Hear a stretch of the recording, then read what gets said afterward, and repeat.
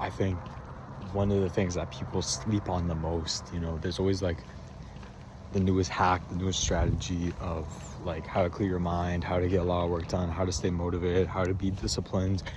All these little hacks around like almost like the mindset like space. And people are, okay, you gotta change up your morning schedule, you gotta do this, change up your diet, work out, do all these things. You have to meditate if you want to clear up your mind, essentially. But I think one of the biggest things is just going for a walk. People forget how mind decluttering going for a walk can be. Now, typically, I like to do it without a phone. And I like to talk out loud.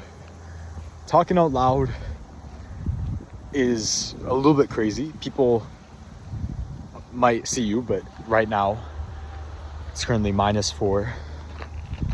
And nobody's gonna be outside. So talking out loud doesn't seem that bad.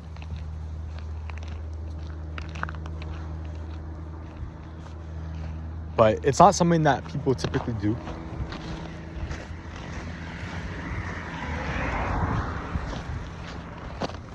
Now, it's not typically... Now, people typically don't even go for walks in the first place, so going out and talking out loud is probably just as uncommon. But there's something different than going outside and getting a fresh breath of air rather than being cooped up all day, breathing the same air in your house. Hell, I love going outside, especially in the winter because it's cold and your senses are heightened, you're thinking better. Maybe you might be thinking worse, but you might be hating the fact that you're in the cold, but it's just a different environment. And I believe environment is like a key factor of how you think and how much you operate and how cluttered you are. So going out for a walk, talking out loud, talking to yourself, even if people think you're crazy. Hell, it's Halloween right now, and I'm walking out basically all black. So it doesn't matter when.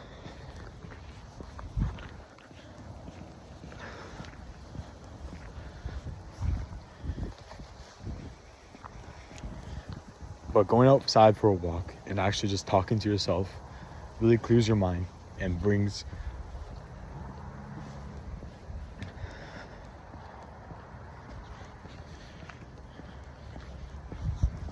it essentially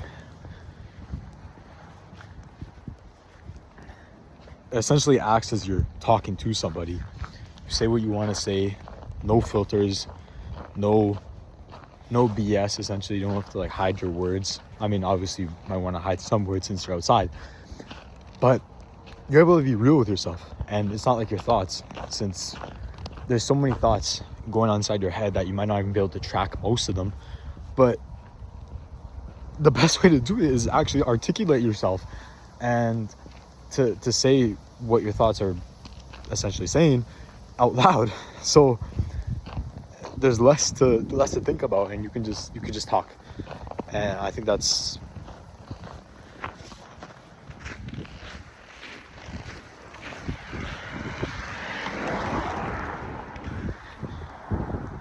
really important. Just being able to talk out loud, to think, to slow down your thoughts, because you're basically having one thought, and that's speaking out loud. Matter of fact, I'm gonna go in this field. It's snowing. There's probably a good 2 inches of snow in this field. Won't get up to my socks, but we'll be okay.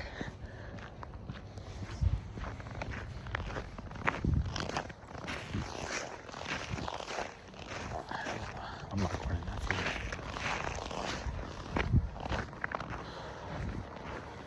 But like,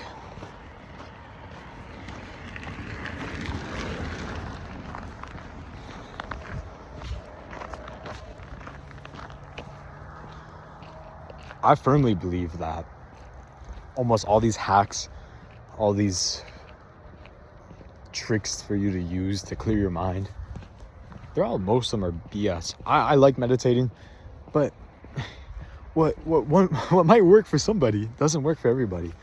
But I will say what most definitely works for everybody is going outside. Like, whether if it's hot out or if it's freezing right now, I actually doubt it's -4. It's probably closer to -10 or -9. But I'm still out here. There's nobody else out here. And I'm just able to freely think. And that's so important, you know. We're always like, our minds are always cluttered. And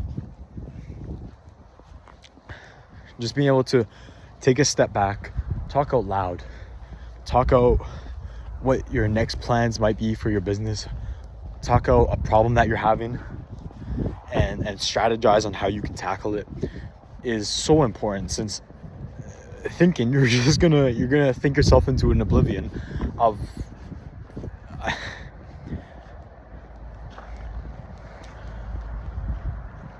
you'll feel more lost by the time you're finished your thoughts than you were in the first place, being cooped up inside your house. So as much as I love meditating, it's great just to go outside, breathe fresh air. Like, this is fresh. It's cold air. It's almost like I'm inhaling extra air. So if you're in a cold environment right now, I actually recommend that you do go outside. I have a simple route that I follow. It's the same route that I do for my running, but I'm just walking it. I'm actually doing probably half the distance, since I'm just walking, and I'm able to be more in touch of what I'm thinking and actually talk out loud, because there's no way I'm not going to be out here running and talking. But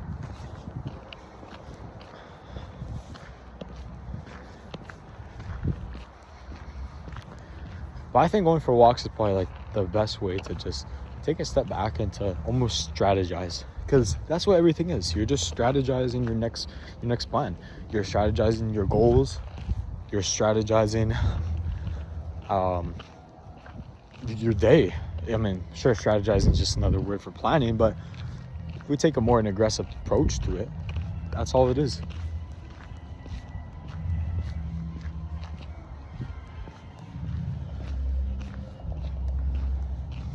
So I think taking a step back is so important, because if we're just always in a rush, time's gonna fly by, and as much as I'm by this spooky house, we're gonna end up like those crosses there. We're gonna die someday.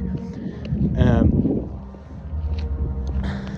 I mean, that means we have to appreciate the suck. We have to appreciate, like, I don't want to quote almost sound like David Goggins, but we have to appreciate. I'm walking against the wind. Walking this way, I was walking with the wind. Now I'm walking against it. I thought it was cold in the first place. I'm a whole lot colder now, especially with my ears.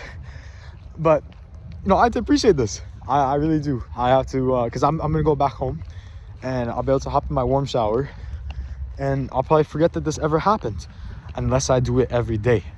So that's why almost applying stress to yourself is important. You know, I love to wake up with my days in a cold shower.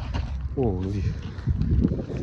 I love to wake up and start my day off with a cold shower, not because it's some like motivational, like all the health benefits. I mean, there are quite a few health benefits and mental ones too, but the key thing is that I put myself through the suck, so I'm getting the worst part of my day done with in the morning. So as much as a cold shower sucks, I get in there, I get a little wet, I get a little cold, but then next thing I know, 2 minutes later, I'm in a warm towel drying off. So what, is it really that bad? Appreciate the darkness right now, but you can't really see me. But it also gives me time to look up in the sky and actually look up at the stars, since I do have to appreciate the night tonight. It is a beautiful night, other than how cold it is and how much I've almost been slipping. But man, my hands are freezing. I have to swap hands every once in a while. I have to appreciate this. I don't want to be out too long, since I don't want to appreciate the cold so much to where I get frostbite, but I have to appreciate almost being in the suck. I heard this from David Goggins, ironically, today, and I'll allow myself to paraphrase, but he basically said, in movies, we see the main character fail multiple times, and near the end of the movie he finally succeeds, and we feel so happy for him. But we never feel like that for ourselves. You know, like, we fail a few times, but we never see ourselves from a third perspective, and then just saying like, okay, well, if we know if the main character in the movie keeps pushing, he's gonna succeed. Yeah, we always view ourselves as the main character, yet we just stop pushing. So like, there's times when I'm just like, oh, I'll go on TikTok. That's why I'm actually been on a whole month cleanse of just like social media, and I'm ironically downloading it just to be more active and to share my thoughts at the end of the day. But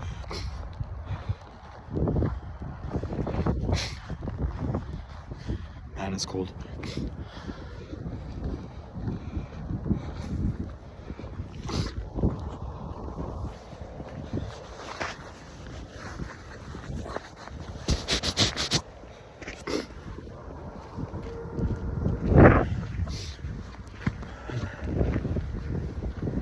But basically, we're forgetting that we're the main character of our own life.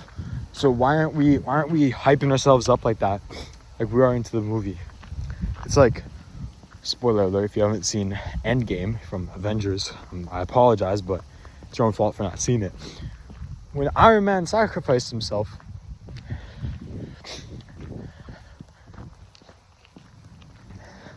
it's like that was his success, you know, like I actually don't.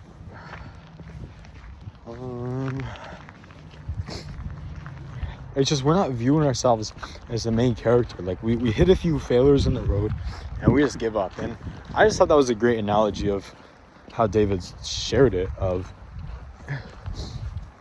we view ourselves as a movie character, of like we see ourselves from a third perspective. We see ourselves failing multiple times, and then we know that we're going to succeed if we just keep pushing. Like, success is guaranteed if you just don't stop. Like, sure, some people might hit it the first go around, second, third, but for others it might take the 5th, the 6th, the 7th, the 8th, the 10th, so on. So if we're really like determined and we view ourselves from that perspective, it's really changing to how much we could keep pushing.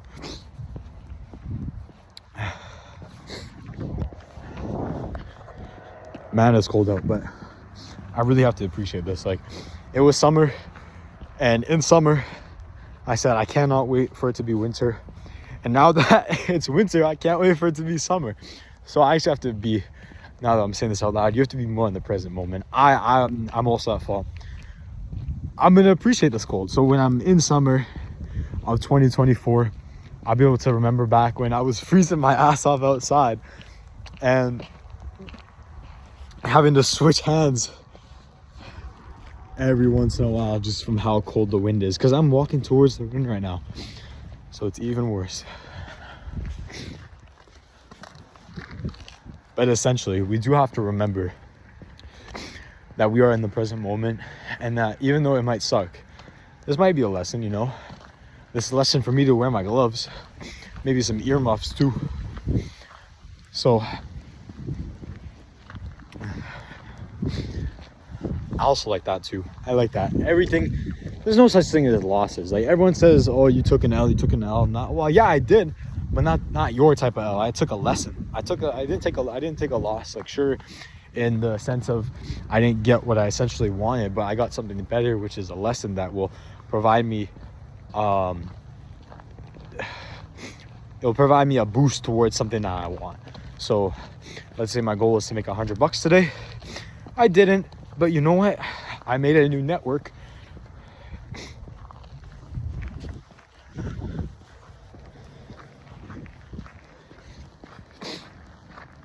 Like, let's say my goal today was to make an extra $100 and I end up losing $100. Now, I could just be like, oh, this sucks, I'm never gonna do that again. I lost $100 when I was supposed to make it. I have to make $200 now. Like, this sucks. That's true. It does suck, but like, you can also take a step back saying, well, I lost $100 from doing this. I won't make that mistake again. So when time runs around, now this is where you don't give up, to where you get those days eventually where your goal is to make $1,000, $10,000, is where, imagine making that mistake then. That's a whole lot more money. So you might as well make the mistake now.